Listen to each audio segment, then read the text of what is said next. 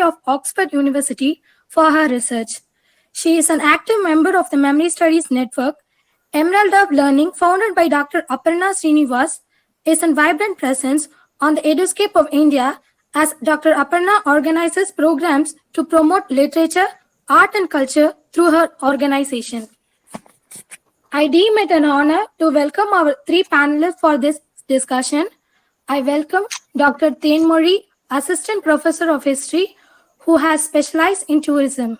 Next, I welcome Dr. Suriya, Assistant Professor of Geography, Queen Mary's College, who has a teaching experience of geography for more than a decade. I welcome Dr. Sadhana, Assistant Professor of English, Queen Mary's College. Ma'am had translated various books for academic and research purposes. Welcome, ma'am. Now, I invite our chairperson, Dr. Aparna Srinivas, to take over the proceedings.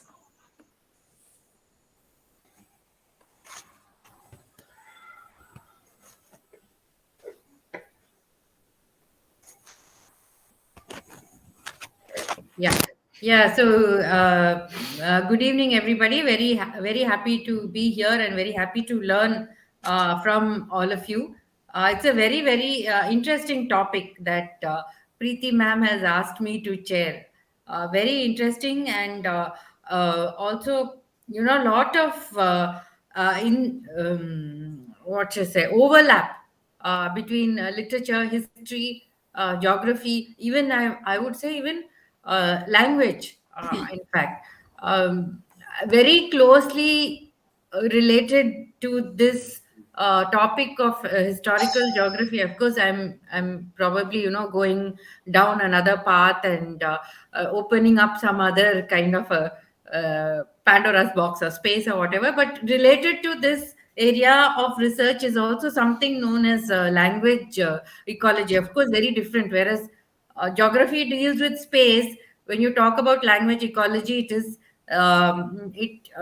talks about the relationship between a language and the physical features, or in fact, a part of that language ecology even studies how people in a specific local area use language, or how the language reflects the geography of that area. So it's all related, history, geography, culture, the way we live, and also the language we use to talk about all these things, whether it's history or geography. And like all the abstracts that ma'am sent to me, does talk about the relationship between human beings and the space in which they live in, and how it has impacted literature, how it has impacted history, and how it has impacted even our way of thinking about ourselves. So, yes, so thank you very much. It's a topic that I'm endlessly fascinated with. So I invite the first researcher to present her paper. Good evening. Good evening to the chairperson. Good evening to all. I'm immensely honored and pleased to be a part of the symposium. I personally thank Preeti Madam for giving me this opportunity. Thank you, Madam. We are really grateful to all your dedicated service you are rendering to this institution.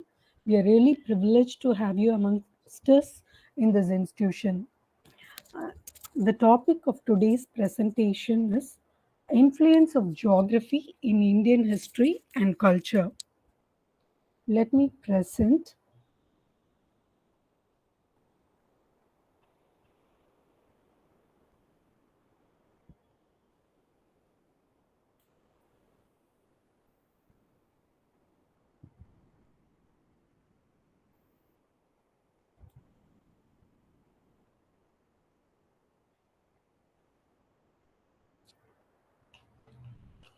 You're able to see the screen?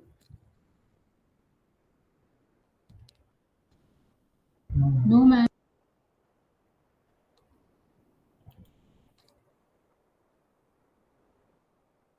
Maybe you can send it to me by WhatsApp. I'll send it to Nancy. 1 second, ma'am. I will present.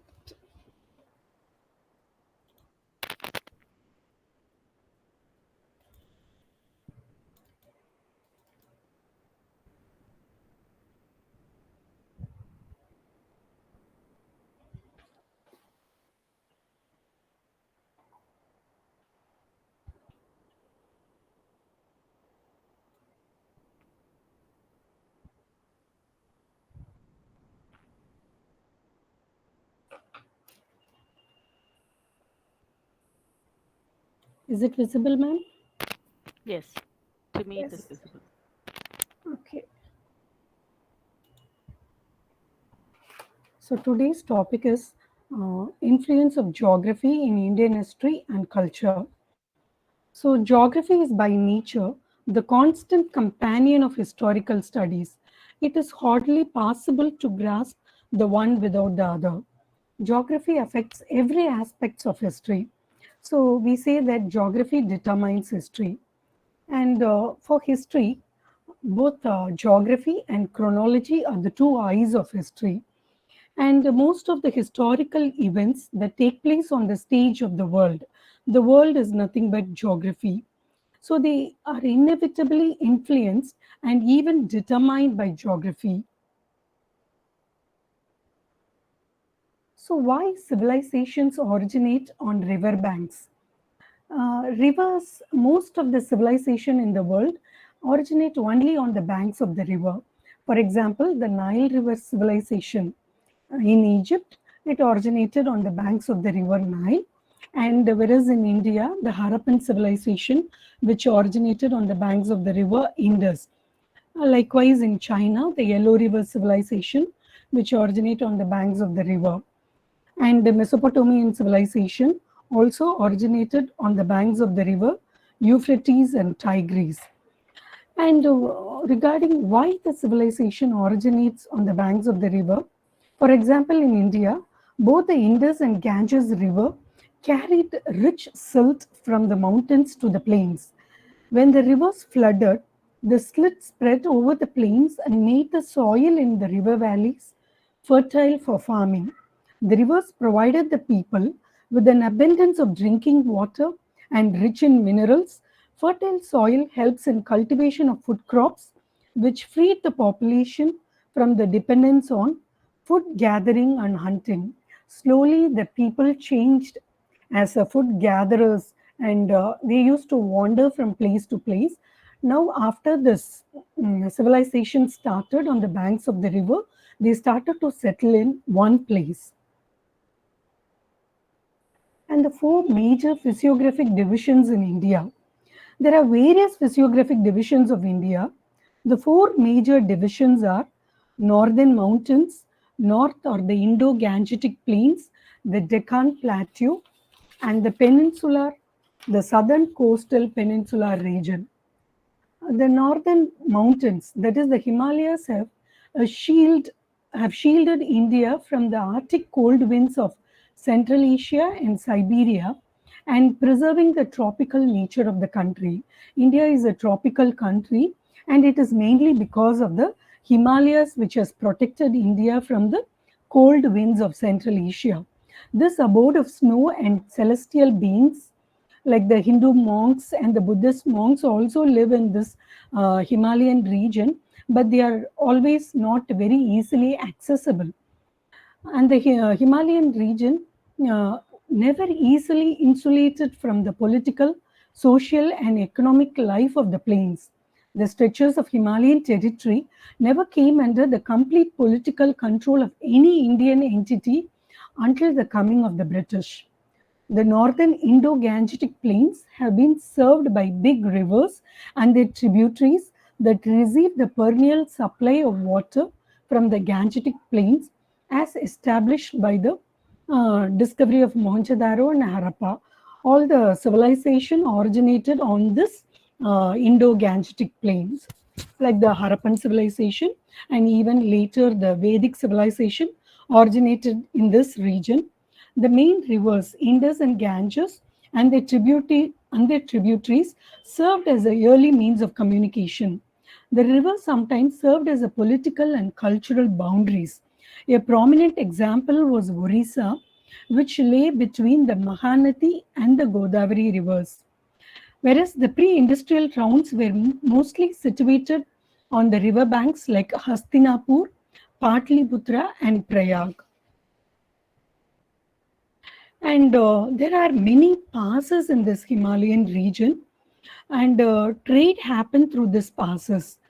Trade was an important reason for many invasions and the advent of the Europeans.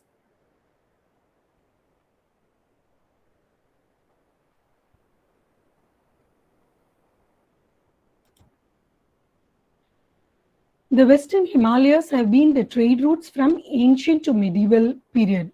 The important passes of this Himalayan region were Komal, Bolan, Khyber and Kuram are the important passes situated in the Hindu Kush, Suleiman, Kirthar ranges. The Indo-Aryans, the Indo-Greeks, the Parthians, Sakas, Kushanas, Huns, and the Turks entered India through the passes and ruled over India since 4th century BC to 3rd century AD. Therefore, these passes in the northwest facilitate trade as well as social cultural contacts between India and Central Asia. It was through these passes Babur, who came from Central Asia, who established the Mughal dynasty in India. Babur was from Farghana, a small place in the Central Asia. He lost his hereditary kingdom, Samarkand, and when Babur lost his paternal state of Farghana, he wanted to capture India because he has heard so much about the fabulous wealth of India. So he had the dream of acquiring the immense wealth of India. So this Khyber Pass, through this Khyber Pass only, he entered India, and this Khyber Pass has long been one of the most important trade routes and strategically military locations in the world. This northwest is a gateway to India. So all the rulers were very cautious about the northwest frontier policies, whether it is the Delhi Sultanate or the Mughal dynasty. They were very particular about the northwest frontier policies because many invasions happen only through this northwest regions. Alexander the Great marched his army through the passes in an unsuccessful attempt to capture India in 326 BC. Almost 2000 years later, Babur did succeeded in establishing the Mughal Empire in northern India after coming through the pass from Afghanistan. And even during the Kushan period, this pass became the key trade and migration route between India and China. Not only this passes, even the Silk Route. Now it is one of the UNESCO heritage route. This Silk Road, as it was known, saw the movement of thousands of people and goods such as wool, cotton and ginger making. And the Silk Route was a network of trade routes connecting the east and west from the 2nd century BC to the 18th century Common Era. It was essential to the economic, cultural, political and religious interactions between these regions, and the Silk Road trade played a very significant role in the development of the civilizations through the Silk Route of China, Korea, Japan and Indian subcontinent. Though the silk was a major item exported from China for trade, many other goods and ideas were exchanged, including the religion like Buddhism moved from India to China and Japan through the Silk Road. Thus, the Silk Road was a route not only for cultural as well as economic trade among the civilization that used it. Even diseases like plague spread through this region from Asia to Europe. The next important physiographic region is the Deccan Plateau. The Deccan region is a tableland, constituted a distinct and completely separate political identity on its own. Thus, the history of South India developed independently and occasionally converging with that of North India. The southern part of India has a very unique physical features, prevented recurrent invasions. There is not much invasions in South India, and mainly because the physical features were the barriers which protected it and responsible for its identity, culture and heritage. The South Indian dynasties like Pallavas, Chalukyas, Cholas, Rashtrakutas and even Pandyas thrived in their geographical isolation. In course of time, the north represents the Aryan culture, whereas the south represents the Dravidian culture. The central mountain ranges, especially the Vindhyas and the Satpuras, formed as a physical barrier. This prevented the northern rulers or the invaders from North India to completely subjugate the south. The invaders did not want to cross Vindhyas. That is why the Dravidians have a different unique culture and they have their own characteristics. There was not much penetration, so there was less migration because of the, as I told you, the physical barriers played a important role. That is why we have less migration to South India. Even though there are some North Indian rulers who conquered the southern part of India. For example, Muhammad bin Tughlaq and Alauddin Khilji. Though they captured the southern India, Alauddin Khilji's general Malik Kafur, he had come deep inside the south till Madurai. He has come, Alauddin Khilji's general has come till Madurai, but still they were not able to maintain the region for long time. They only collected tributaries like military services or taxes from this region, and again they went back to northern part of India. Muhammad bin Tughlaq, he changed his capital from Delhi to Daulatabad. Earlier it was called as Devagiri. Daulatabad was the capital of Tughlaq dynasty for a short period, but he couldn't maintain, mainly because this region was surrounded by hills and it was not in the heart of the country. So he again changed his capital. And the most famous Mughal ruler, the infamous ruler Aurangzeb, spent most of his time in the Deccan region.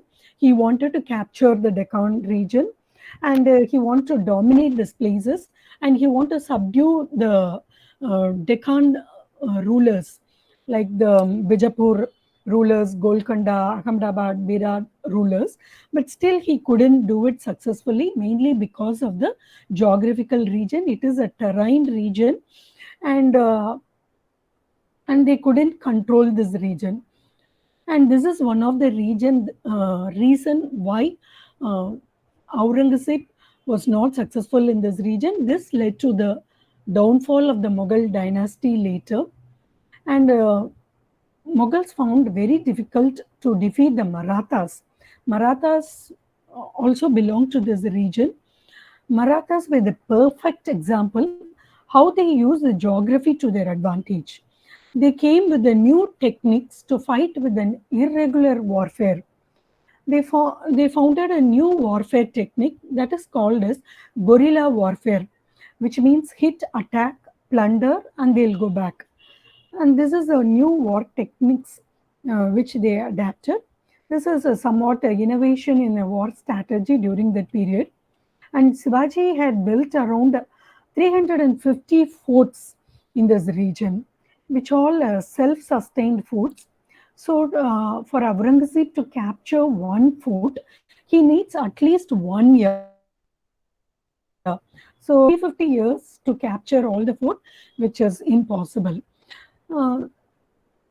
Because the Marathas were very thorough in the geography of this region.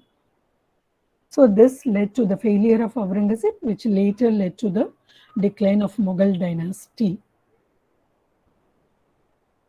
Regarding the southern peninsula region of India, with its eastern and western coast, had a strong history of maritime activities because the three sides is surrounded by sea.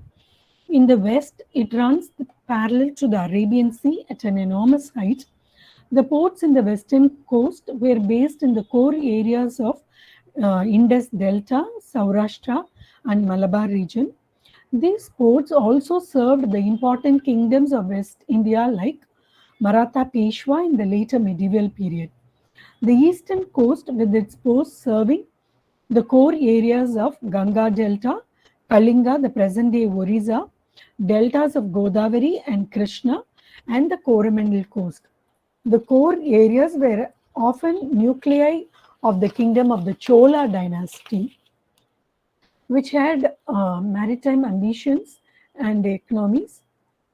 The eastern coast was an important route for the religious and military movements.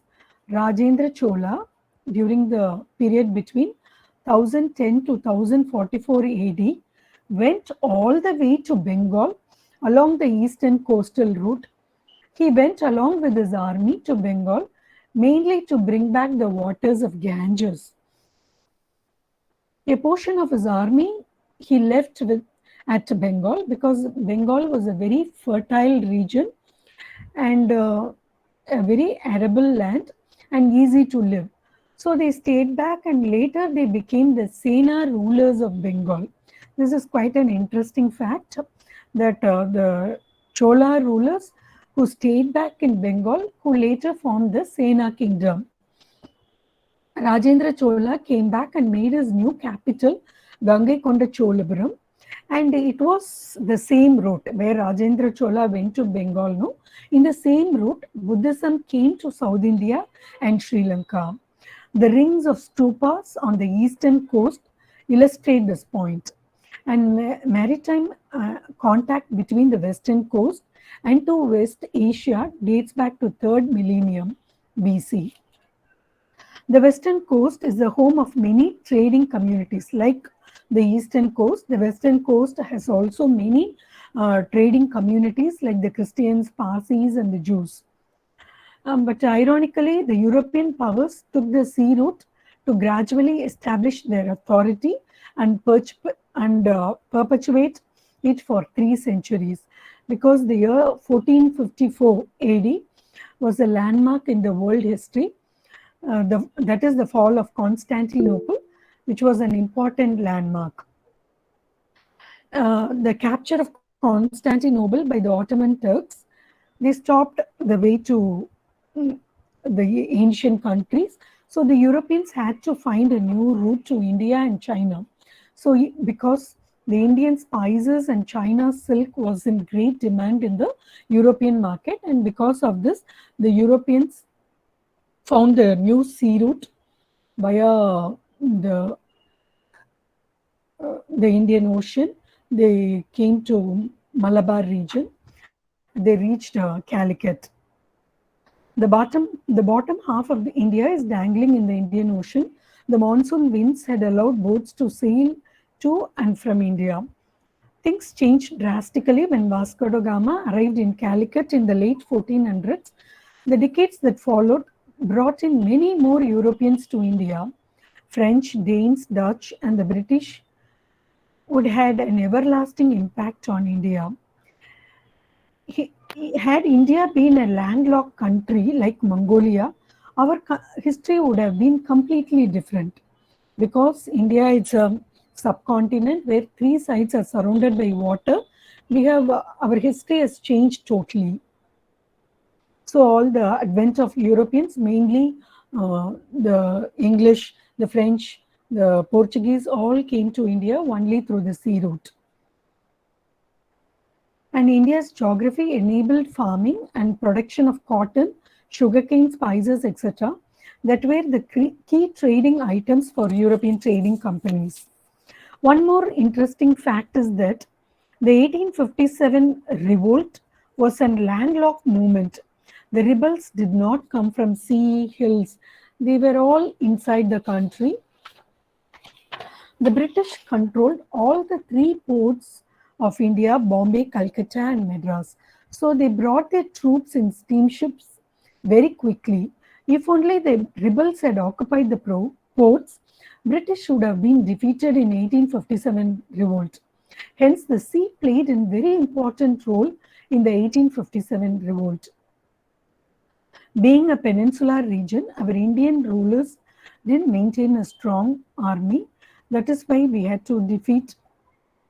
That's why the British defeated India, because the British had a very strong navy. And there is always a saying that the sun never sets in the British colony. Even Napoleon couldn't defeat the British Admiral Nelson in the Battle of Nile, because Napoleon had the dream of invading India, but his dream was shattered by the British Admiral Nelson. If only Napoleon had won the war, we all would be speaking in French now. And on the western coast of India, Malabar is another important region. It is one of the focal point in the South Indian history. No historian can neglect this historical place, a very happening place on the western coast of India. Many historical events in Malabar, which lies on the southwestern coast of India from ancient time, It fell with the Chera kingdom. Then, with the advent of Europeans, it has become an economic trade center for all the European trade. Malabar coast is called as the house of spices. Black pepper or black gold is traded through this region. And one of the trading community of this region were called as Marakayas, known for their heroic deeds, came to rescue of the king Zamorin. They saved King Zamorin from the capitulation to the Portuguese navy, and it was only uh, this time the Portuguese navy was defeated by an indigenous navy. The Zamorin king gave the title of Punjali, meaning the commander, to the Marakair chief, and this story is now they are making as a movie. And on the eastern coast in the Bengal region, Bengal was one of the richest province during the medieval and the colonial period. It was a place where trade flourished in the ports of Murshidabad and Calcutta. And in this region, one of the important community who played as a kingmaker in this region, they were called as a Jagat Seth, was a title conferred by the Nawab of Bengal to this trading community. They were also called as banker or merchant of the world. Jagat Seth is a title for the powerful moneylenders who belong to this region because of trade and their financial contact. They were called as the bankers of the world. And at one period of time, they lended money even to the East India Company.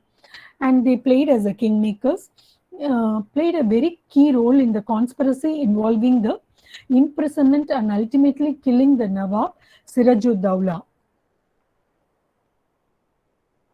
And the other strategic war spots in India, one of the important region is Panipat. 3 wars have been fought in this popular spot. Why 3 wars have been fought in this Panipat region? Mainly because Panipat is a vast plain ground where it is convenient to fight a great war with large artillery, cavalry and infantry. And Mughals used all the gunpowder, the modern weapons. So it is very convenient for them in this vast plains to fight against their enemy. That's why the 3 important strategically important war had happened in this Panipat region.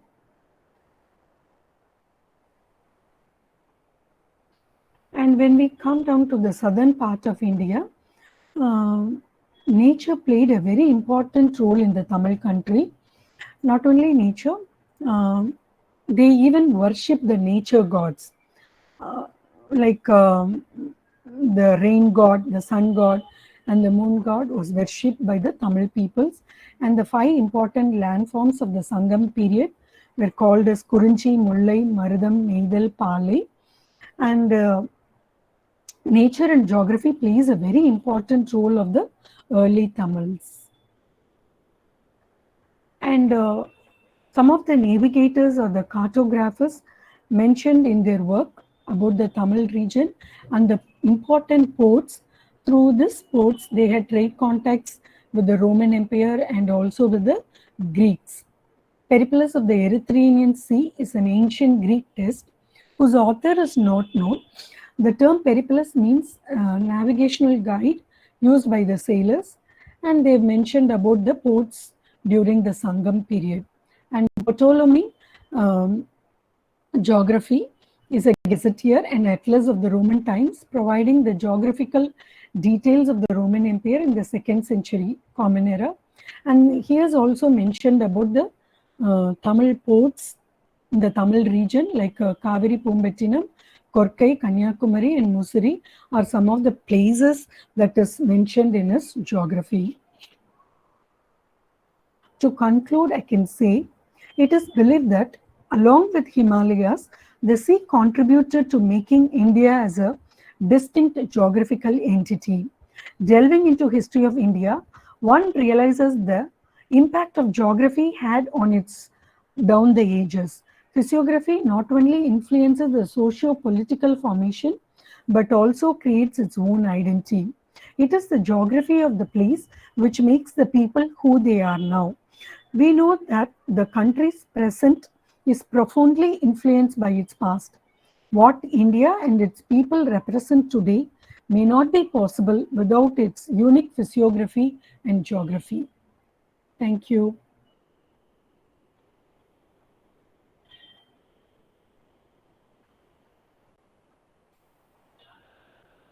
Okay. Yeah, thank you, Thenmozhi. And I'll backtrack a little bit. Our coordinator for today's evening already introduced her once, but anyway, I will uh, introduce her again. So, Dr. Thenmozhi is assistant professor of history, and she has specialized in tourism. She has a number of research papers to her credit. As a member of faculty at QMC, she has a reputation for being kind, approachable, and committed to student welfare and empowerment. So, thank you, Dr. Thenmozhi. That was a quite a comprehensive overview of Indian geography and how it has influenced events in our history. Preeti, what do I comment like now itself, or do I wait for? No, take it all. We can take everything towards the end, Oh, questions and okay. yeah, Then because I'll just keep space for your expertise on the subject yeah. also. Yeah. Okay. So then I'll just introduce the next. Thank you, ma'am. Yeah. Yeah. So I just introduce the next presenter for this evening, and that is Ms. Suriya. Suriya is an assistant professor at the Department of Geography in Queen Mary's College. She has a vast experience of teaching geography, geomorphology, oceanography, etc., for more than 12 years. She has to her credit 3 published articles, authored lessons in +1 geography subjects. She is an examiner in various institutions such as Periyar University and other universities. Uh, Ms. Surya, I request you to make your presentation. I thank you, the organizers, for inviting me to share my thought on historical geography. I thank you, the chair, and all the August participants. Good evening to one and all. The topic that I would like to speak on an overview of historical geography. My presentation is not a comprehensive study on historical geography. Rather, I intend to introduce this concept to the forum.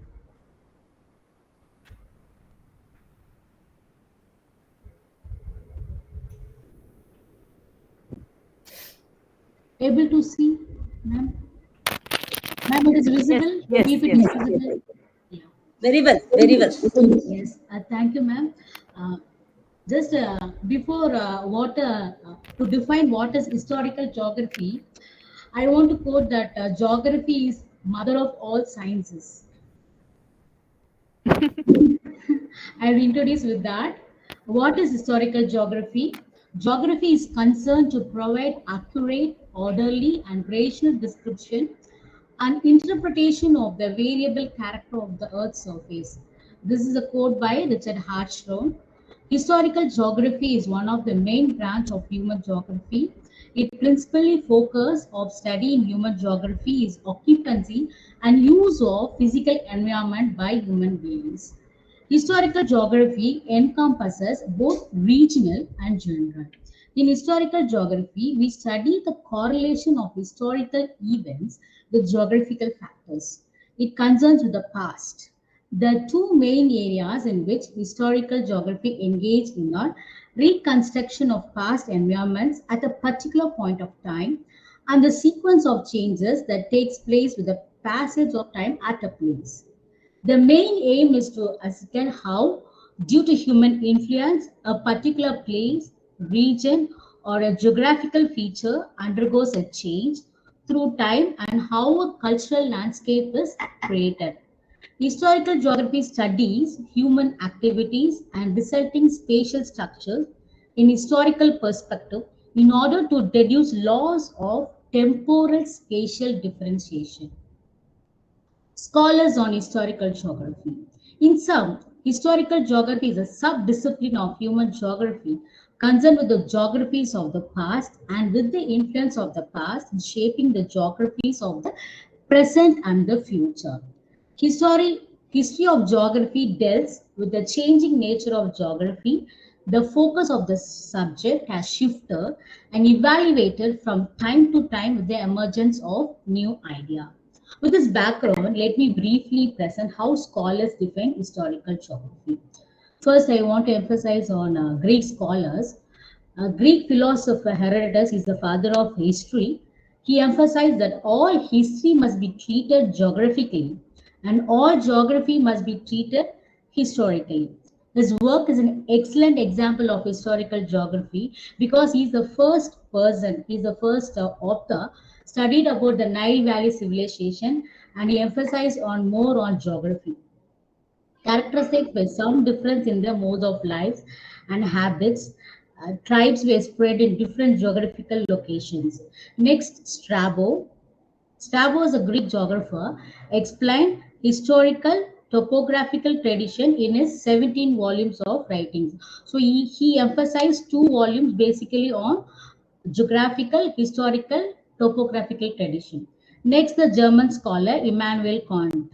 Immanuel Kant is a classical geographer of German, explained that history is concerned with positioning of phenomena across time, that what we call as chronological studies. And geography is concerned with the arrangement of phenomena across space, what we call as chronological studies. Next, the author are American geographers. The famous American geographer Huntington believed that historical geography laid more emphasis on history than geography. In his words, in historical geography, events of history were analyzed in terms of geographical concept. And another American geographer is Hartshorne. Each, each past period had its own present geography. If historical geographers conduct comparative study of geographical phenomena through successive periods of time, then it is possible to depict the changing geography of an area. The famous author, the another author, Carlos R. He himself believed that the study of any region should be based on sequential arrangement of its previous geography. Reconstruction of past geography is based on studying and classifying the geographical factors to understand the influence of physical environment on man in the past period. According to his approach in historical geography, it deals with the changing cultural landscape of a region. He also speaks of reconstruction. I want to quote this. Uh, he speaks about reconstruction of past geographies that helps to understand the present geography. To maybe it may be agriculture, urban, or industrial geography. This approach for the study of historical geography is based on the view that geography is a study of areal differentiation. Next, geographers are Clark, historical geographer, is different from other, that the branch of historical geography is different from the others. So it actually covers the whole realm of geography of past period. The other geographer, Baker, believed that historical geography should be concerned with social and economic history of a place and period.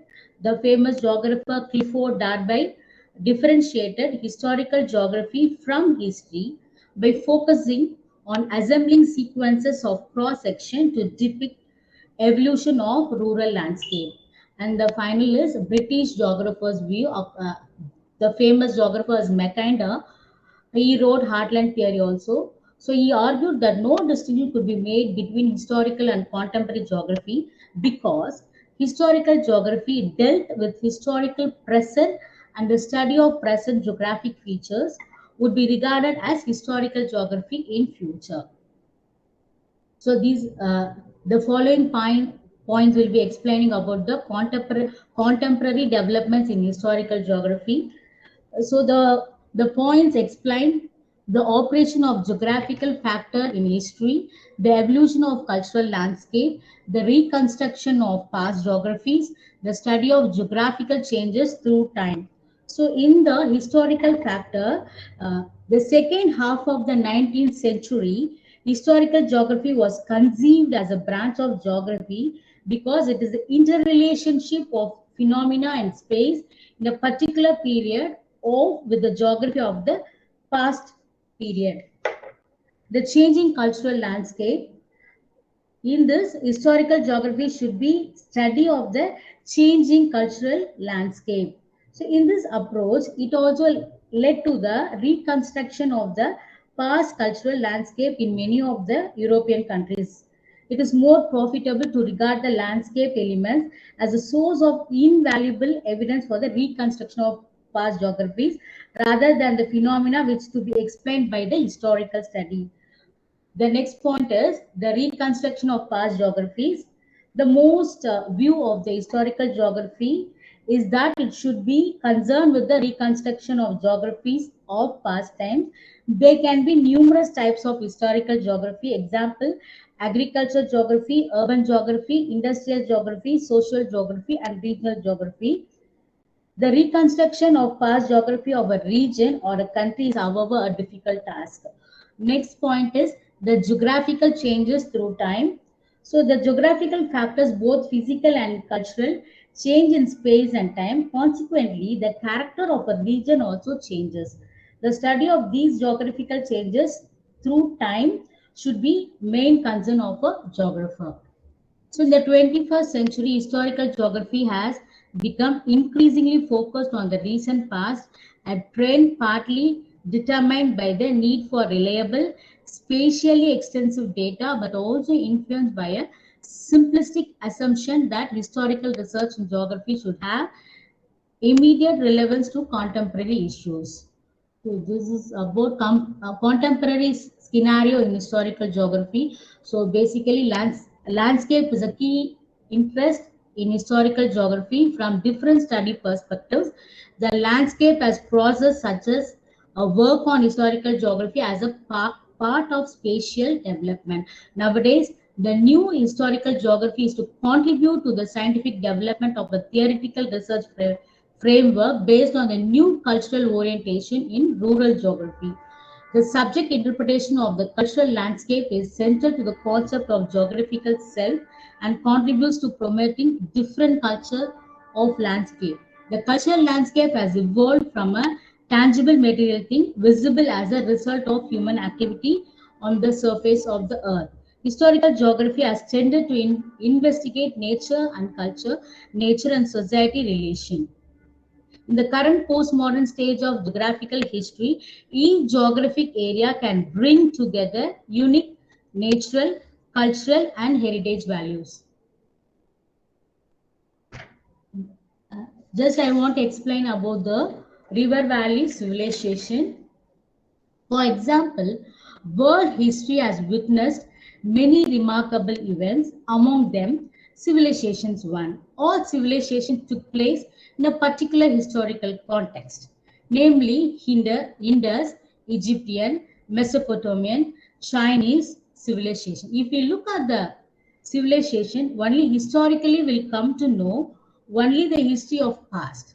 But historical geography reread the history with geographical perspective. In that attempt, it is very clear that all civilization developed in the geographical regions of river valleys. So the historical geographers looked into the landscape, agriculture, rural and urban living, cultural, religion, and reconstruction in according to the norms to day-to-day context. In that way, the Indus Valley civilization in India also can be studied with the perspective of historical geography, which would highlight geospatial, cultural, political aspects of history. Um, just I want to present about the civilization and also the Indus Valley civilization and the physical extent, geographical extent of Indus Valley civilization and the physiographic regions and how the peoples are spread and living along the river valley regions. So already one of the speaker clearly introduced about that, so I am skipping that. Thank you.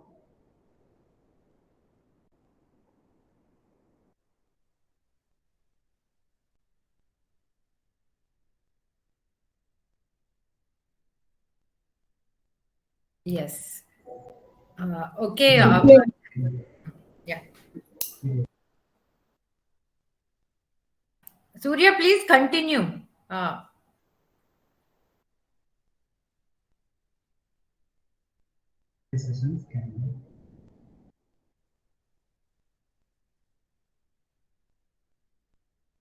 Ma'am, shall I do the slide?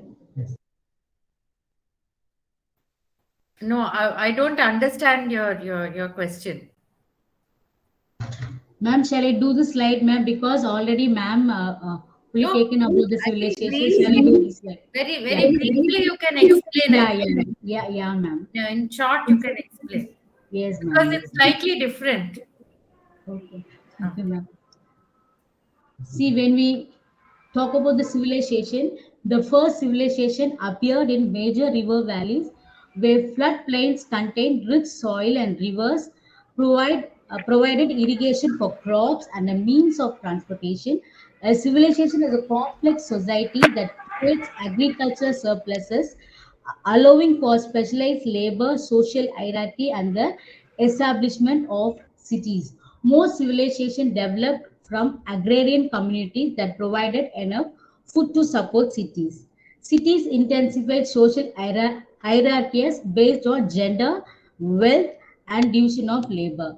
When we talk about Indus Valley civilization, the Harappan civilization dating from 2600 BC to 2000 to 800 BC. So it is classified as four types: pre Harappan, medieval Harappan, later Harappan. So it is classified based on the dating. So it includes cities and villages, craft centers, river stations, campsites, fortified palaces, and probable ports spread over a vast geographic area of 1.25 million square kilometers. The extreme cardinal limits of this is from Sukta Gender Makran in the west, Alamgirpur, Uttar Pradesh in the east, Manda, Jammu Kashmir in the north, and Daimabad in South Gujarat. The Harappan sites were spread over Kathiawar and Gujarat, almost the whole Punjab, northern Rajasthan, Jammu, Sindh, Afghanistan, and Balochistan. Western boundary is from Sukta Gender on the Makran on coast on the Pakistan.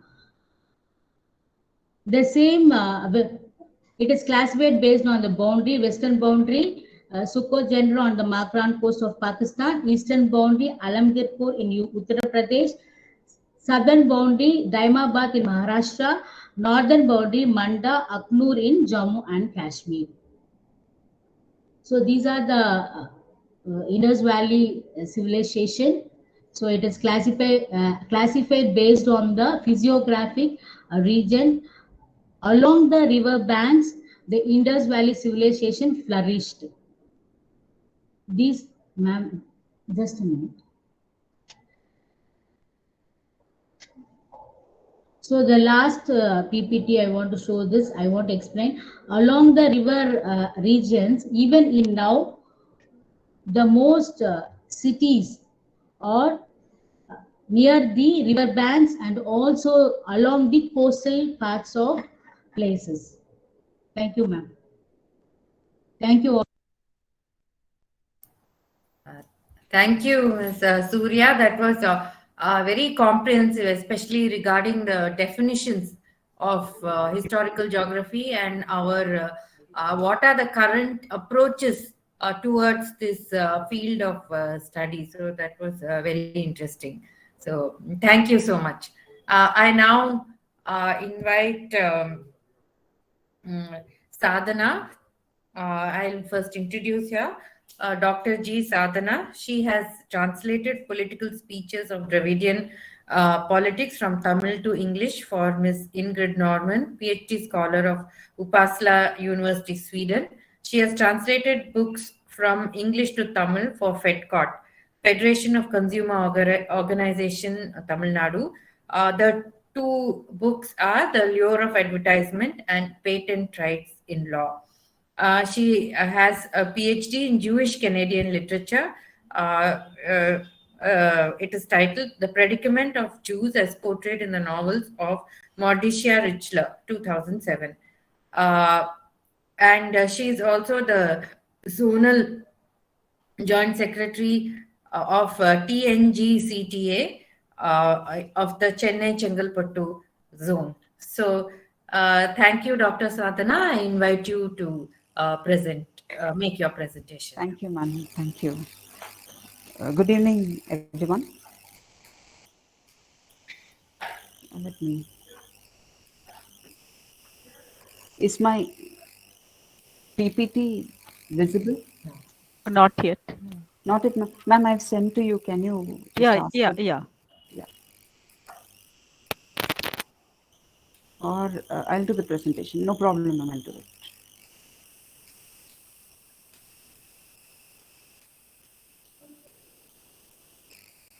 Is it visible now? Not yet. Okay.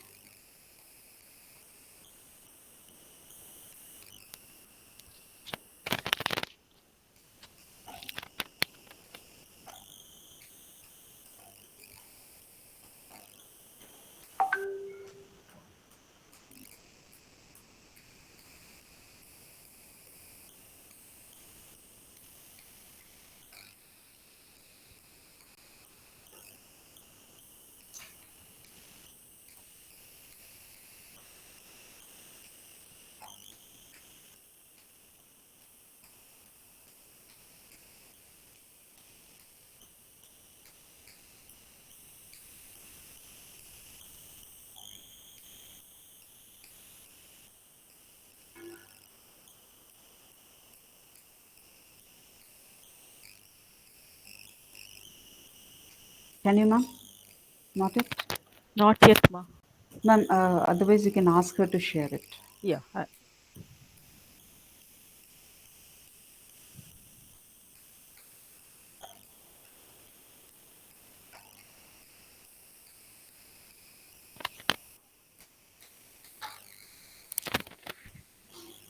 Just send it to me by WhatsApp. Yeah. No, I've sent it to your mail, ma'am. It's Mail, in your oh, mail. Yeah. Or I'll just try to present it from this. Should I present it from this screen, my entire screen, or? Try.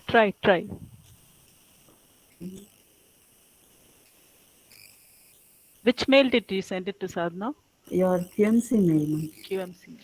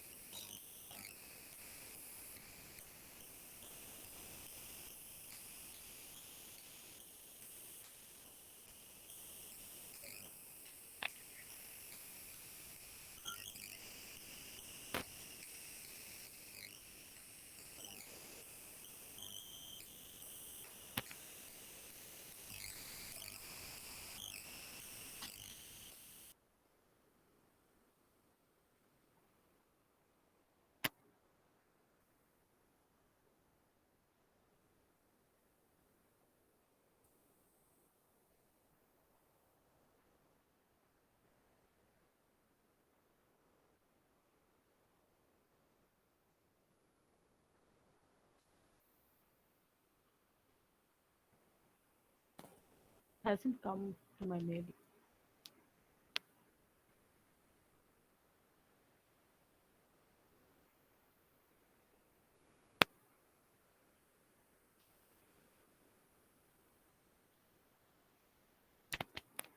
Sadhana?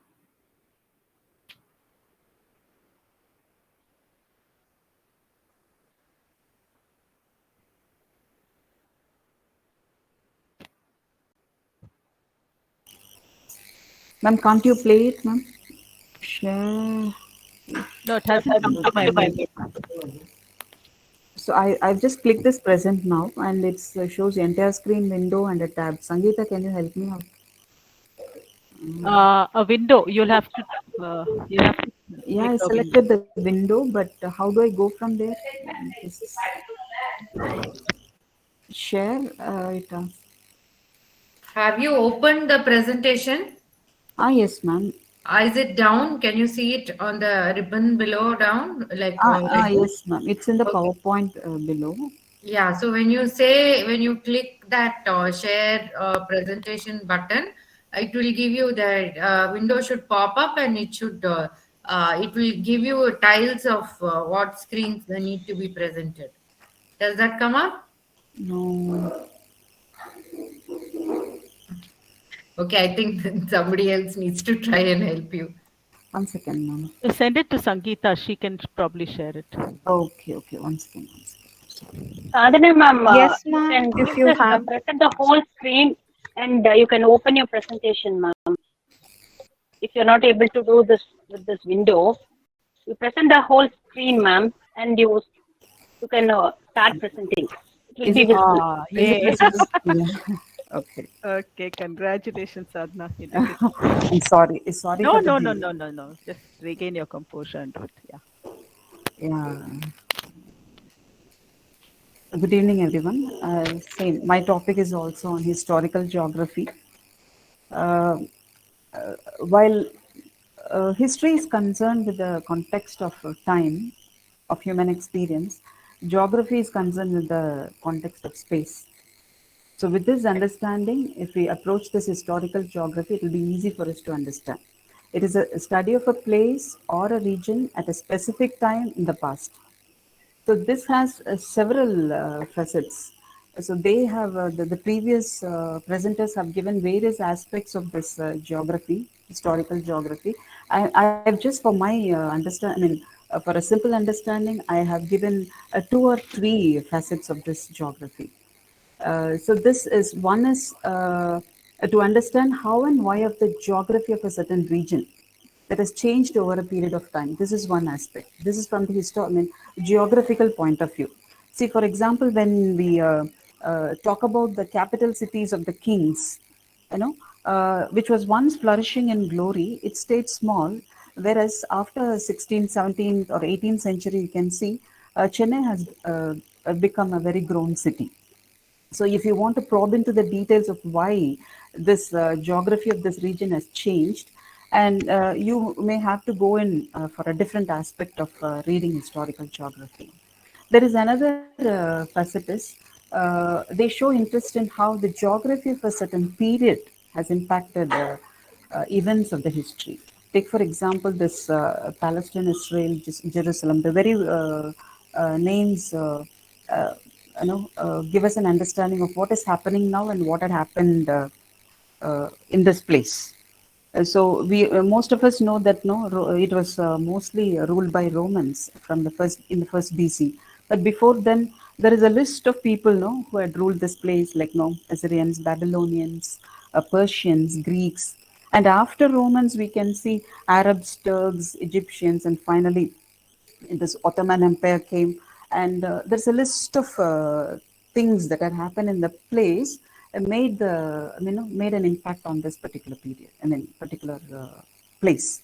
Okay, it's not as okay. We'll as we go, we can see the other aspects also. And some study the historical geography from anthropological perspective, like bioregionalism. So these 3 are the facets which I have taken, because otherwise it will become a very lengthy discussion. So since this particular discipline, historical geography, is encompassing one, so I wanted to show how this has come included the literary studies too. As Aparna ma'am had rightly put it, no, it cannot be any subject cannot be studied in isolation. Like, so it has every intervention of all the things that is coming up in the literary studies. So for this, I have taken up for my discussion is a Tamil novel, VELPARI. Okay, this novel actually it talks about a tribal chief. We all know Pari, right? Pari, he is known as Parivel or Parivendan or Velpari. He is called Velpari because he comes from Velir clan, and he is the chief of some 16 to 20 clans. And when you see this, no, there's a focus. of this particular discussion is how geography influenced history with reference to this novel. That's what we are going to see now. So this is the front page of the book. It had come in two volumes, and this is the time setting. It is set in Sangam period, 2,500 years ago. The geographical setting is it's a mountainous kingdom on Western Ghats. The major characters are Velpari, Kabilar, and the three powerful kings, Pandya, Chola, and Chera. Genre is a historical novel, and the language is Tamil.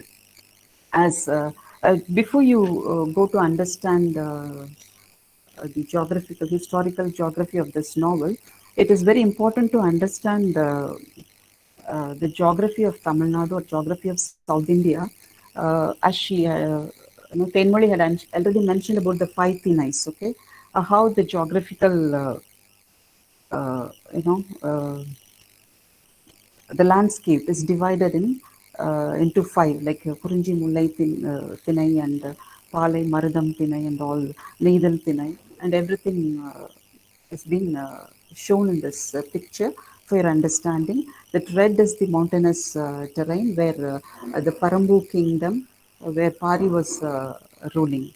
So using a small thread, of the rich historical tradition of South India, the author gives a concrete picture, enabling the readers to fix it in a context that is both geographical and historical.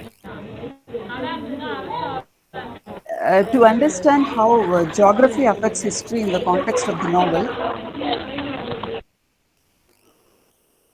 it is important to understand the terrains. Okay, because for any study, the geographical features become the natural foundations upon which the edifices of human history at any time or in any regions are erected. So it also determines people's lifestyle, and that's a reason why we need to understand the particular geographical landscape of this, the setting of this novel. So the major pillars of history that relates us to geography are these. These are the four major pillars, like time, place, society, and individuals. Before going into this, let's first just see if many of you might not have read this novel. I'll just give you a summary of the story of the novel. The novel opens with Kabila's journey to meet Pari. His arduous journey, his conversation with a young man called Neelan, makes him realize the stark contrast between the people of the land and the people of the forest. He gets carried away by everything he experiences. Initially, he comes to meet Pari only with a kind of, with an egoistic attitude. How come everybody talks well of Pari? How come Pari has become so famous among the people in the plains also? So with this idea, he wants to meet Pari. And but as he starts climbing up the mountain, the readers can feel that his ego is slowly rolling down the mountains, because he gets carried away by the experiences he undergoes when climbing up the mountains. Actually, he's later, he meets Pari and he gets attracted to Pari. He becomes a friend of Pari, not only for his generosity.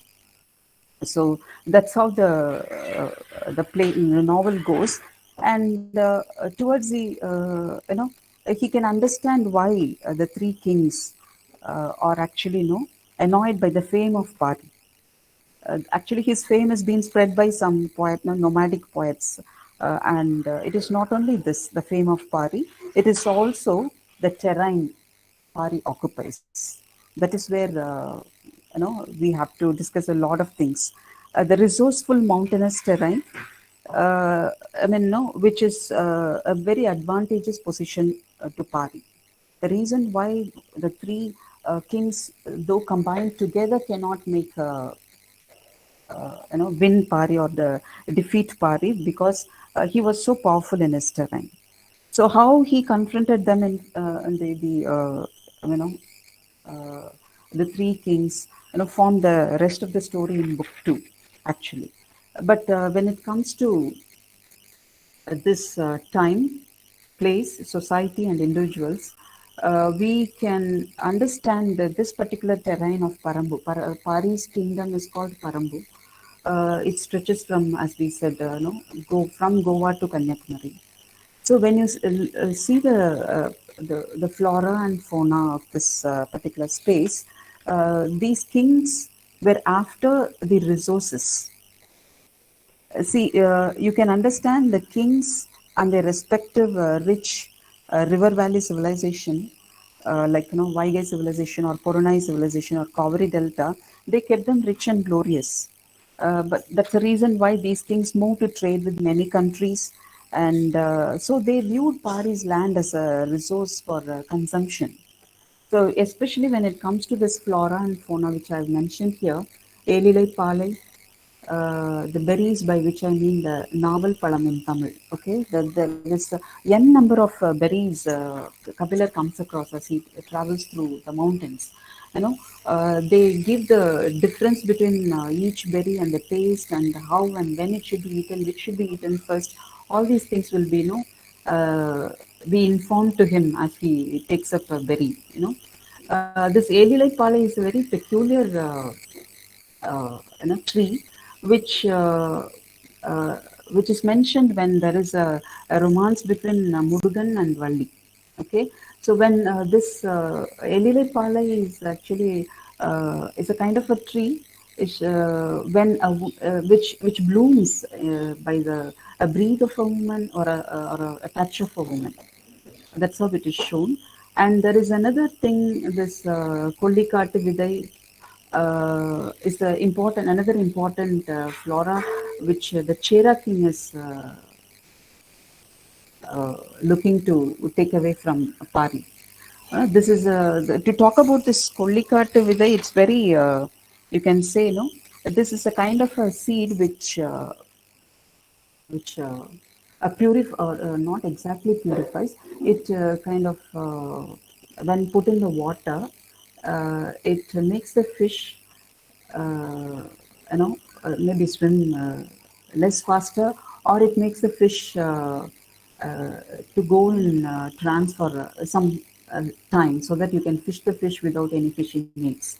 So this was considered as a very important flora for Chera. And so Chera, the king Chera from Kuttanadu, and he was he is very he wants to get this from Pari. That's why he joins hands with the Pandyas and the Cholas. And there are other list of I've just listed few trees, but there are a list of trees which is mentioned throughout the novel, makes us wonder how many varieties and varieties of trees we have or had or have in Western Ghats. Some trees we can still associate, but some trees we were not able to even recollect or remember such names. This Nagapache Vedi or Teak Kalimbu, we know beetle leaves and the seeds of wine. So these are the few, very, very few trees I mentioned here. But there's n number of trees mentioned in this particular novel. You can even write a separate paper on the flora and fauna described in this novel. So when it comes to the animals, this Devavaka Vilangu, which is called in English it is slender loris. In Tamil we call it as in slang like Devangu. Devavaka Vilangu.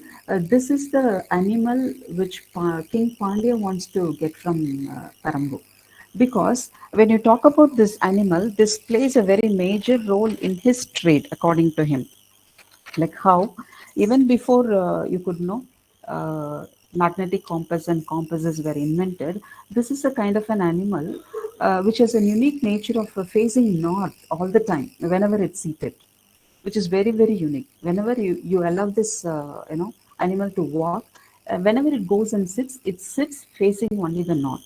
So this on hearing the magic about this animal, King Pandya wants to take this because he was as emerging in sea trade with many countries, including Rome and Greece, and because they come here for his pearl, especially the ports mentioned in Sangam literature, Korkai, Vaipur port. All these ports were trading pearls with the Romans and Greeks. But so he, he was emerging in trade, and he needed that animal that could help his sailors in guiding his voyage. So when Pandya is again, after this slender Loris, and when Chera is after that Kollikattu Vidai, and the Cholas were after the treasure, this Parambuk clans, the tribal clans have saved for more ages. Okay, so this is the basis of why they wanted to wage war against Pari. And Pari, for him, actually, when you say this, when you altogether see, the novel gives a vivid picture of the rich ecosystem of the Parambu kingdom. But when you talk about the fight the kings had with the Pari, it is you can understand that this is not only for the extension of territories, but also you can understand it was a clash of ideologies. The kingdoms actually wanted to materialize the mountain resources, whereas Pari was more a kind of environmentalist. He is of with the idea, right? Nothing should be consumed more than what is needed. Kind of, no. You can even see him as a communist. He's more an environmentalist. But when you see towards the end of the novel, here. When no one could have actually defeated Pari had they gone up the mountainous terrain. But the history is different and the novel's ending is different. In history, they cunningly plan to bring him down and fight on the plains. And we can see in history that Pari dies. And we come to know of this, from various resources. But here in this novel, its ending is different from history, but I don't know whether maybe I feel that the author has parted goodbye with us before he had reached the timeline of history. But one can understand from this novel that it is not only examined from the historical, geography point of view.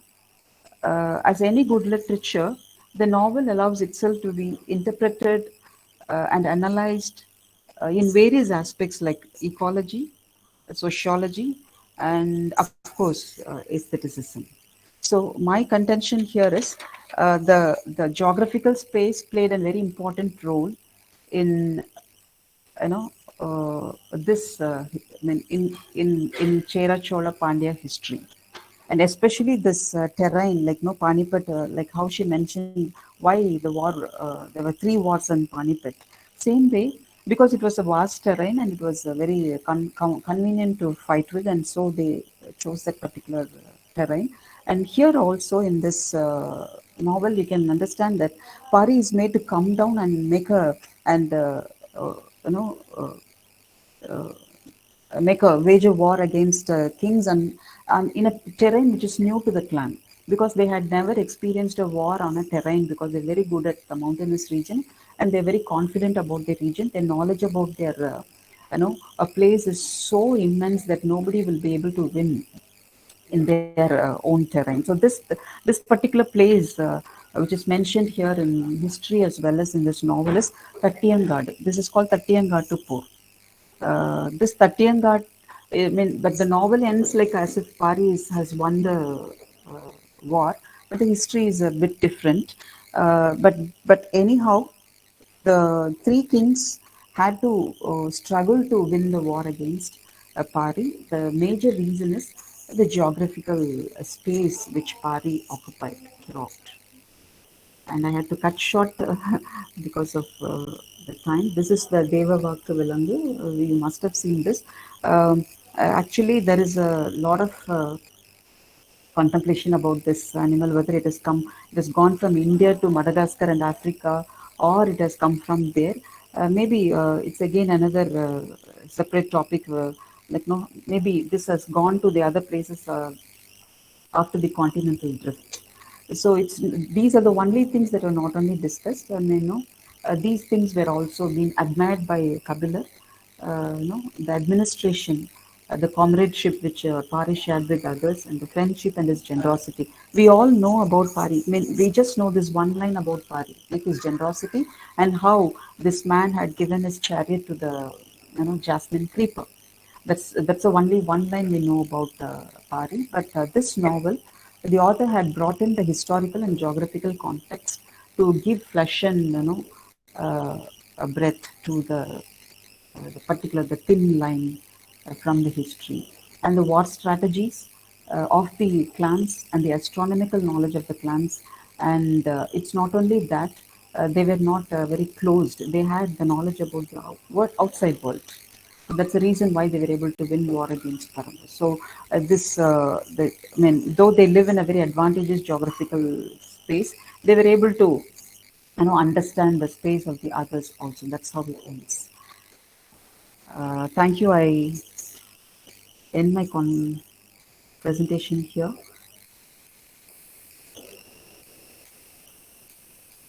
Thank you, Dr. Sadhana. I just have one small request. Can you, in like very briefly, just give a summary of the novel, like in 3 or 4 sentences? I know Summary. you've been doing it. I just want like a Yeah, recap. yeah. Actually, this on hearing about Pari from a small king, Kabilar wants to go and meet Pari. So he goes to meet Pari, and on his way to reach, I mean, Pari on his way, when he was climbing up the mountains, he comes to know about, he is being told about the terrain and he's told about the flora and fauna of the region. He's being told about the culture. He's been told about the how to go about in a forest. Everything, I mean, it's introduced to the readers as well as to the the poet Kabilar, who comes with a great attitude. No, he slowly feels started to feel that he's not so great a poet when he is confronted with a very young boy. When he meets, when he asks that young boy, what do you think of what comes to your mind when he asked him, what comes to your mind when you see this flowers from this neem tree? Immediately this boy says, no, this is meant for the flora and fauna that lives around the trees. No, Kabilar says, no, no, this can be always be associated with King Pandya because he is a close associate of Pandya. So, but this man does not reciprocate the way Kabilar, expected, but he actually says, no, this is not meant for Pandya. Even the eyes of the crabs, look like neem tree flowers.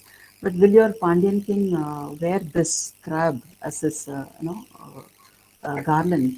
So he was he feels so small, from listening such words from a tribal young boy. So that's how slowly his attitude is being brought down by this young boy because he starts to feel they have so much of knowledge about their own place. That is the very great strength of the place. Not only that, they know about astronomy, warfare, everything, and each and every nuances of the place. As he goes up, he comes to know, Pari himself comes to meet him, and he goes to the place, and he comes to understand. He lives with Pari for so long years. He understands his friendship, and the very full first book is filled with the life of the Parambu and the people who lived there, how so many other clans were being cheated and defeated by the major kings because the kingdoms were just coming up and they were slowly destroying the clans. And so they take up, they want to avenge on these people, and they worship Kotravai, and the worship culture is also being brought up, and how they train their children from the beginning to find and know about the forest and the ways and the herbs and the medicinal, what to touch, what not to eat, and how to run in the forest, how to, I mean, each and every clan is very described in detail. And after this, we come to understand that how Pari is been seen by the kings, because of these three major aspects. Like Pandya wants something from him, Chera wants something from him. They all have join hands together, and when they come individually, they were not able to win Pari. And when they come together, they try to win over him. But it was a great struggle for Pari. But it's the strategies which Pari, with which he handles very small, simple strategies, but still he was able to give an effective war defense against all these things. But finally, he was not trapped in a way to come down, and he was actually pulled from the mountainous terrains to the plains to wage war against him, and finally he wins the war. That's how the novel ends.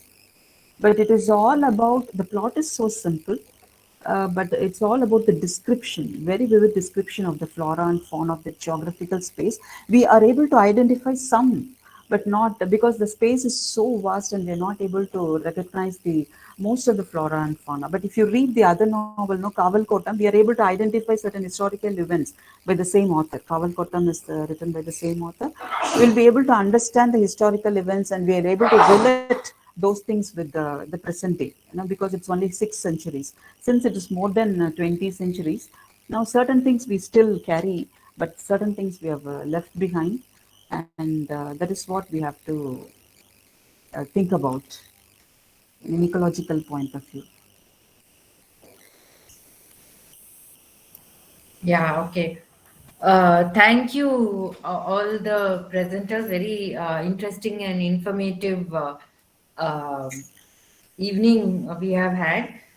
So we started with Thenmozhi telling us about how the history of India has been greatly influenced by the terrain of the geography of India, and Suriya gave us various different definitions of what historical geography is about and what are the current approaches to historical geography. And Sadhana, I would say, actually kind of did a kind of a practical analysis and demonstrated how we can actually use these concepts of historical geography to analyze a novel.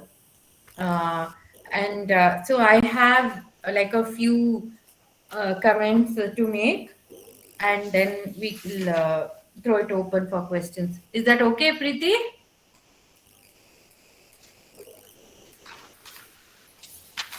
Okay. Yes, yes. Oh, okay. Okay, so with Thenmozhi's presentation, I just also wanted to mention, she mentioned about the Marathas and about the Battle of Panipat, and how, the geography of that region helped those local, especially with respect to the Marathas, helped the local people to overcome a much larger force, larger in terms of number and also in terms of just sheer ammunition and access to materials and resources.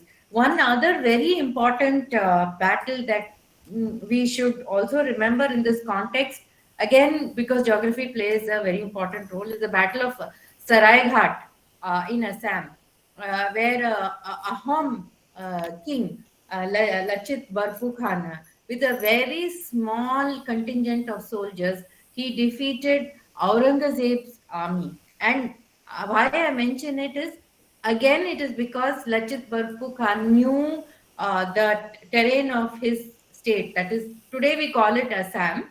Now it is in the region of Assam, of course, Ahom land, and land of the Ahoms. So he knew that terrain so well, and especially the flow. It was all because of the Brahmaputra. Even today, when you go to Assam, you will see how the Brahmaputra has influenced the geography and the culture of the people of Assam. So Lachit Barpukar knew about both the Brahmaputra, and it is also part of the end part of the Himalayas, the eastern end, the foothills of the Himalayas. So he used the knowledge of this terrain to defeat Aurangzeb. Today we don't really talk about that particular incident in history very much. So I just wanted to bring that up. And the other thing is, people were talking about Kerala and Calicut. I think, yeah, Suriya was talking about Calicut and the Marakayars. I don't know whether it was Suriya or Thenmozhi. Maybe Thenmozhi spoke about the Marakayars. So another important historical event, which again we don't talk about too much, is that Martandavarman, the king, one of the kings of Trivandrum, he defeated the Dutch forces, and it was a naval battle. Okay, so this was, and we always consider in our colonial history, we are told how, the Britishers were a superior naval power, the Dutch were very strong, the French were very strong. Of course, in Wales, first it was the Portuguese, then it was the Dutch, then it was the French, and then finally for us in India, it was the British who prevailed. But Martandavarman, he defeated the Dutch so substantially that they never came to India after that. And it was not like very long ago or something like that. It was like in the 1800s, 1870s or something like that, that he completely defeated the Dutch people. Again, it has to do with the coast, with the sea, with the people of Kerala being traders, from time immemorial. And since we are also talking, Thenmozhi spoke about the Silk Route and how ideas and people, religions came through these channels.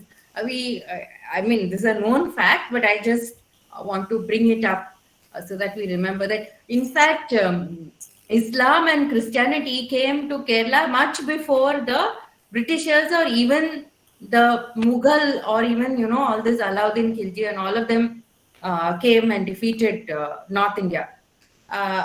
That's one thing. Then another thing is that while talking about the geography of India, today many of you spoke about the Himalayas, the local Tamil Nadu, the particular landscape of Tamil Nadu, and the plains of the Ganges and all that.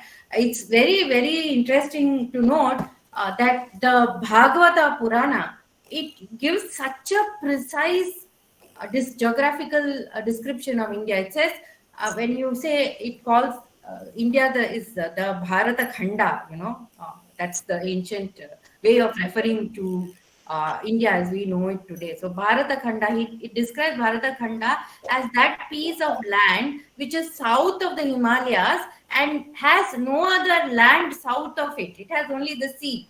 And when you look at Kanyakumari, you will see that is such a precise description. At the end of Kanyakumari, the only other landmass is Antarctica, because Sri Lanka comes a little to the side of Kanyakumari. So we have this, unbroken kind of tradition about talking about the landscape of India. When in Kalidasa's Meghadutam also, the cloud, it talks about the landscape and you can actually recognize it. So Kalidasa's thing, the Thuthukudi, the pearls, and then Kishkinda, the rocks, it's there also in Valmiki's Ramayana, where Hanuman and Rama meet. There's very precise description about the landscape also. So you spoke about the Harappan civilization and the extent. Suriya, you spoke about that. The extent of the Harappan civilization. So one thing that we need to also keep in mind and remember is that the Saraswati, before the Indus and the Ganga, it was the Saraswati, on the banks of the Saraswati, that the Harappan civilization came to exist. And it's so interesting to note, it is the Rig Veda actually, Rig Veda is, today we probably think of it as like a religious text or something. But more importantly, the Rig Veda actually, it has recorded these things more than religion. No, it is a record of let's say the course of the Saraswati. It is a record of what the people did on the banks of the Saraswati. It's a record of sometimes what the kings did, how was the administration, what crops were grown. Like if you look at the yajnas and the kind of materials that were used in the yajnas, you get an idea about what kind of materials were available in those cities. So, it was not, it's not just like a scripture or a religious text. It is actually a socio-economic record of those times, in terms of crops, in terms of terrain, in terms of administration. So it's a very complex text, in my opinion. And so it began with the Saraswati. And why I bring this up is again because of historical geography. So you have the Saraswati and you have the civilization on the banks of the Saraswati, and then something happens and the Saraswati dries up. Okay, and this fact that the Saraswati dries up is there even in our the scripture. I mean, not scripture, the Puranas, the mythologies, and the Itihasa.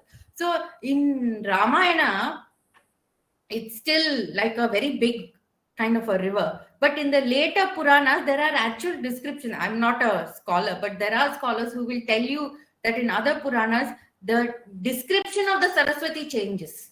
And so we realize that the Saraswati is drying up. And so therefore, the civilization moves kind of westward towards the Ganges. And today, archaeologists and other, through, satellite imagery, they do mention the fact that there was an event, geological event that caused the Saraswati to dry up. And therefore, actually, the Yamuna used to flow into the Saraswati. But because of this geological event, the path of the Yamuna changed and it joined the Ganga. And human beings also moved with that. And they settled down along the Yamuna and the Ganga. And it's very interesting that even today when we go to like Prayagraj, forget all today's politics about, Allahabad and Prayagraj and all that. But when you think about the historical geography or the historical geology of that place, even today when people go there, they say, oh, Saraswati is still here. Though actually, neither in ancient times or in modern times, that in that place, Prayagraj, there's no way Saraswati can be there. Okay. But the thing is, this is our cultural memory. How we remember those ancient landscapes and how we remember what people achieved, our society and our forefathers, what did they achieve in terms of civilization. So that's how we remember it. So even today, when people go to Prayag, they'll point to one place. They'll say, okay, this is a Sangam. It's all imaginary. There's the Sangam. Saraswati is also there. So whether the Saraswati is actually there or not, that's a different matter. But the thing to remember is that this is how we preserve our own history, from those times to now. And also to remember that the Yamuna actually used to flow into the Saraswati. So who knows?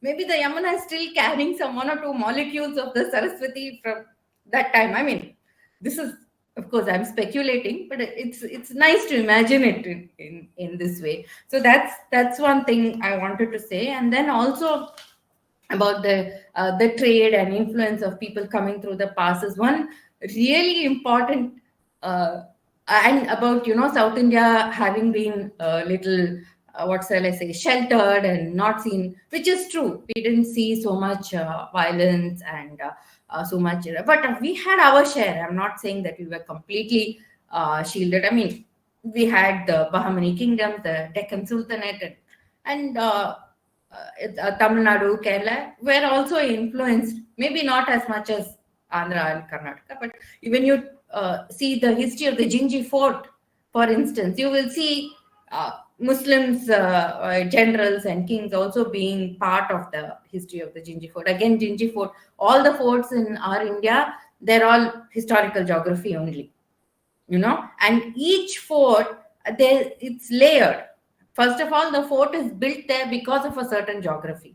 And then with each empire who takes over that fort, they have added structures right up to the British period. You see it in Jinji, you see it in South India, to Tamil Nadu, every city, almost small city. Vellore has a fort. I don't know. I hope I'm not confusing things, but does Ambur have a fort? And I know Vellore has a fort. Krishnagiri has a fort. So all these things, they're all part of historical geography. And I started this point because I wanted to say that our cuisine, our South Indian cuisine, we use so much of asafoetida. And where is this asafoetida coming from? It is grown nowhere in India, only in Afghanistan. And still today, for so many centuries, asafoetida is an important ingredient in our cooking. Like so many dishes we cannot, like rasam for instance, we cannot even call it rasam if we don't put that peringayam in the tadka, right? So we may be like in South India and we may think of ourselves as being like sheltered, but we are so interwoven into this, the whole concept or the whole region that we call India, from the Himalayas right up to the coast. And you also said about one of you mentioned about cities and how Chennai came up. Yeah, it is true. Though Chennai become Fort St. George, and then it became more important after the British periods. But if you see some other cities, like for Delhi, for instance, from the times of the Mahabharata, Hastinapura, all that up to now, there is that place called Delhi. It's still important, and again, it's historical geography. And even the other place is there are other cities all around the world like that, but I just want to mention Singapore, because Singapore was part of the Srivijaya Empire, and the Cholas and the Srivijaya Empire, they had a lot of dealings. And in fact, the Srivijaya Empire once became so powerful that they were not allowing the Chola ships to go up to Bali. And it was an all-out naval war. And the Srivijaya Empire, it was defeated by our Chola kings, and they, Karnakara Tondenman. Huh? Karnakara Tondenman. Yeah, I forget the name. And then, of course, on the west coast, we had we spoke about the Marathas being guerrilla tacticians, but they were also excellent sailors and naval commanders. As also, I forget the name. In Karnataka also, there was a queen. She used to harry the Rani Abbaka, she used to harry the British ships that came that side.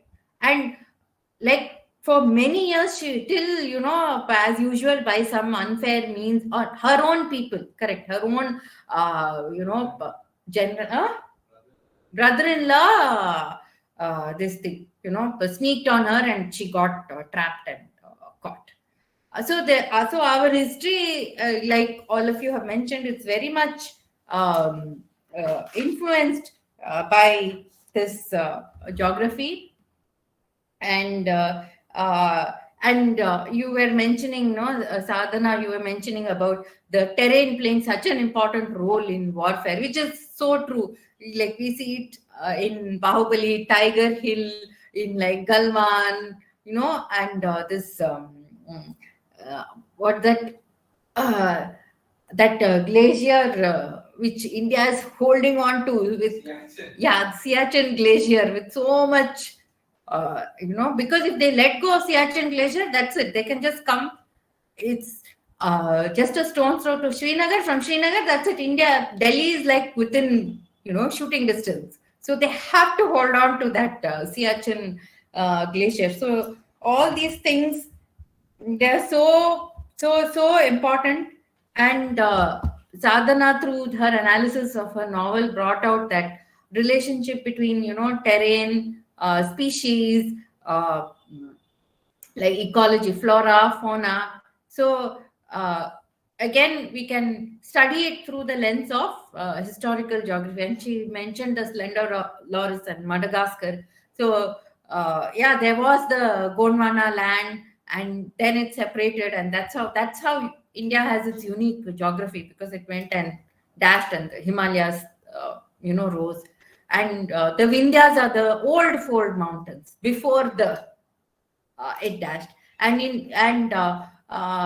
today, Tirupati is considered to be a very holy place. Tirupati is supposed to be one of the oldest geographic formations of India, and also Nandi Hills. And when you come to along the coast, when you come to Point Calumet, there's actually a place. It's Ramar Padam or something, where Rama is supposed to have climbed up to see where Sri Lanka is.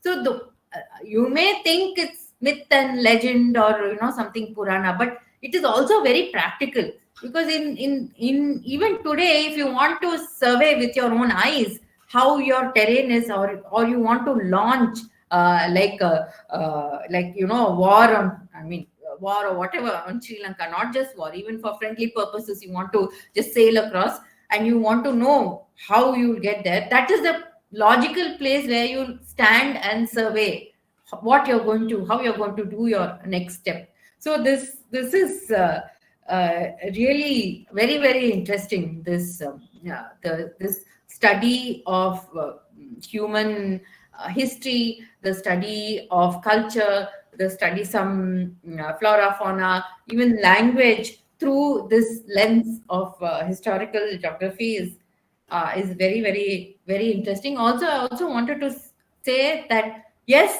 we've been talking about Earth as we know it, about India, about our space, about Tamil Nadu,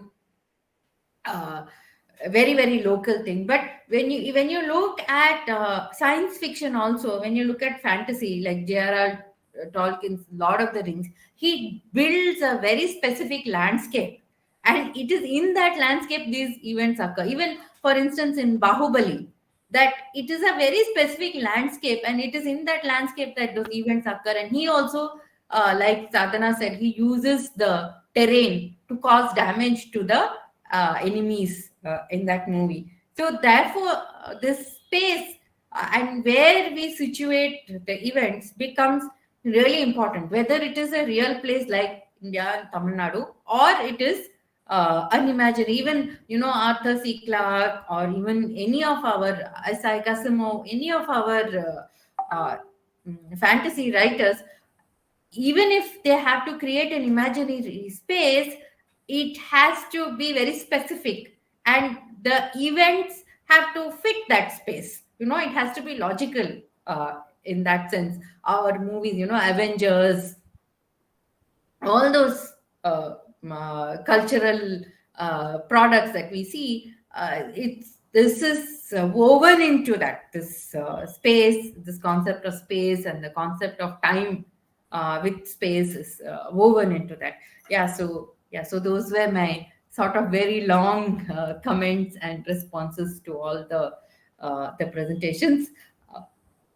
Please, it's now open for responses from the audience.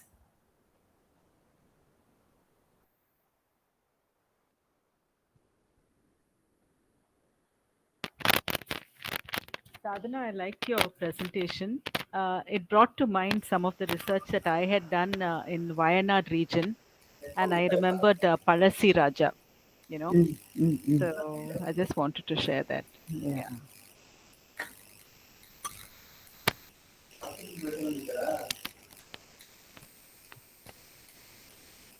Any other observations? More, when you read this novel, you will understand that the language, it's so beautiful. And the second part of the novel, you can understand that Pari starts talking like the modern heroes, punch dialogues. The way he speaks, it's so powerful on Kabilar and on the Pandya kings, and it's so powerful dialogues. Yeah, I think from that time to now, that thing about landscape being a resource and how can I make it useful, it's still there I mean, those times it would have been less the impact, but it's still that attitude is still there. Yeah. Actually, I was thinking, instead of, I mean, an alternative title to today's session would be Time, Space, and Narrative. I mean, Yeah, exactly. yeah. And time, space, and narrative. A lot of people, spoke about rivers and agriculture along the rivers, and so see, it may have been there in the Harappan times or whatever. It is still true today. The I think Suriya or Thenmozhi, somebody spoke about Bengal being one of the richest states. Even today, Burdwan is the rice one considered to be one of the rice bowls of India, like Kaveri, the Tanjavur belt here in South India, and the between the Krishna and the Godavari in Andhra Pradesh. All these, even today, these are the highest sort of producing regions in India in terms of agriculture. Aparna, could we touch base with the PG students, in terms of, what they can look for in terms of research topics? And one thing I thought of was myth, another thing, nationalism. For example, Tamil nationalism. It's in the subcontinent and it is in Sri Lanka, and it's also where the Tamil people have migrated. So, nationalism, then myths. I was talking to Sadhana and the others about the myths of the floods, flood myths in different cultures. The stories of the flood, about the world being destroyed, and so it's yeah. I think we can just probably list out a few research topics in relation to this. In relation to historical Yeah. geography. Yeah, so like Sadhana did with, just tell me the name of your novel again. VELPARI. VELPARI. VELPARI. Like she did with VELPARI. I don't know. I'm just throwing this out open. You can all give me your opinion. Do you think like Kalki's books can be like analyzed in a similar fashion with respect to the landscape? I don't know. I'm asking because that's all I Can be. know. I don't read Tamil, so. It can be done. And also, it's Kalki's books are very accessible. So I thought, like, at a master's level, it may be easier to. See, in Kalki, we can see the Veera Narayanan Eri. The description, the very novel begins with the description of Veera Narayanan Eri. The Vanditevan will be walking along, going in the horse along the way. And we still have that, which has come to be known as Veeranam Eri, which is still biggest area, but still we can link between the past and the present, and we can understand how the geographic the space of the lakes and the reservoirs have shrunk down, and we can analyze why, and all those things can be from That's yeah. So that's one thing I thought of in terms of Tamil Nadu, the landscape of Tamil Nadu, and the fiction that is come out in Tamil and placed also in that region. Then, Yeah, when I was listening to Surya, I was thinking of contact and conquest, the colonial thing, also mapping the geographical routes. So it applies to, I mean, so this kind of the maritime power, all that. So maybe in the context of post-colonial studies, also our students can look at these things. yeah, they can probably if there are some particular novels that look at maps and exploration, they can probably compare, like John Key, for instance. He does talk about mapping of India, and find something similar. Maybe there's something I don't know Tamil literature, that's why this thing. Actually, for my research, Surya, I can say about there's a book called Malabar Manual by William Logan. It's available in the rare book section of Connemara Library. This, conquest happened a lot because of the strength in mapping. And I think research was a very strong uh, asset that the British had, because all their conquest was successful because it was supported by research. So you have this William Logan. He navigates rivers in this Malabar region, and he just goes up these rivers to each place, studies those people, their food, their language, and what is grown there, what is the natural vegetation there, and literally he has documented. You can say that he has documented every blade of grass. That such a deep, precise, and thorough documentation. So I was just thinking, this rivers, how the rivers provided him access into communities, and how he was able to document all this. Well, even they say that about David Livingstone also, the Nile, the whole thing, the access, he opened up the access to Africa through his journeys in the Nile and all his documentation of that. So definitely very important in terms of post-colonial, and yeah.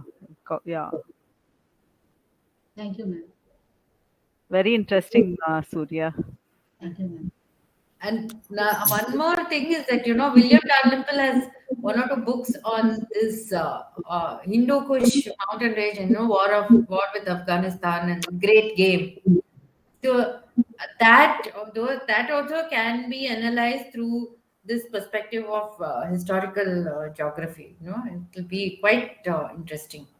Even, in fact, Richard Kipling, Kim, you can do that through this historical geography. And around that time when King was being written, there all this, they were trying to explore the Ganga and trying to go up and see where it's. So many things can be. You can't, of course, interweave everything, but these are just ideas. You may want to pick up one idea and explore it. And also settlers like the Parsis Thank you, ma'am. who came to. You have that Esther David, one novelist. She's a Jewish writer in India. Then you have Parsi writers from India. So in India, like this, I think, yeah, good avenues for exploring. So could we wind up? If there are no other questions, yes. Yeah, we've actually overshot because you had so much to say and share, and we had such a stimulating session. We've actually gone. What do you usually, how long? Usually wind up by about 7:15 or so. Oh, okay. I really No, you haven't. I mean, it's enriching, no problem. And let me say, I also really enjoyed myself. See, I also made a lot of notes. So, in this book, okay? Okay. That book is given by QMC to ma'am. Okay. Yeah. That's our in tandem gift to her. That's our logo, in tandem logo on that.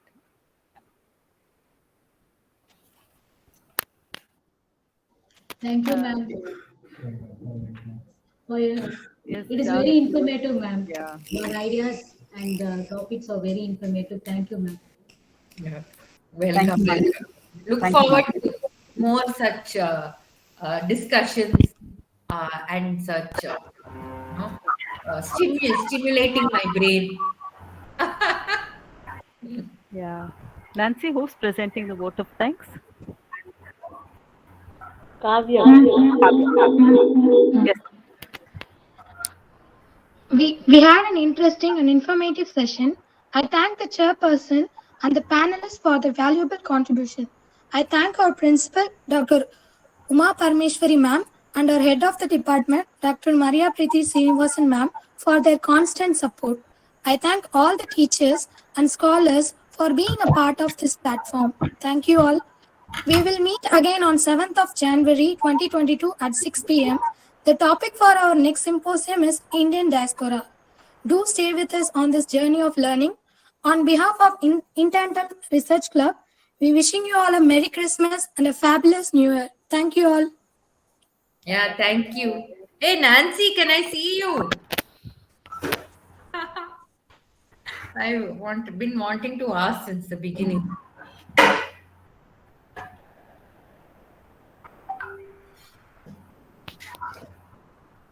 Okay. Yeah, she's come on screen. Where? Yeah. Yeah, good to see you, Nancy. So happy. Okay. So yes, nice friends. Thank you for staying on till the end. So it took a while. Thank you, Sadhana. Thank you, ma'am. Thank you for the opportunity. Thank you, Suriya. Thank you, ma'am. Thank you for the opportunity, ma'am. Thank you, Aparna, ma'am. Thank you, Aparna. Thank you all. Thank you all. Yeah.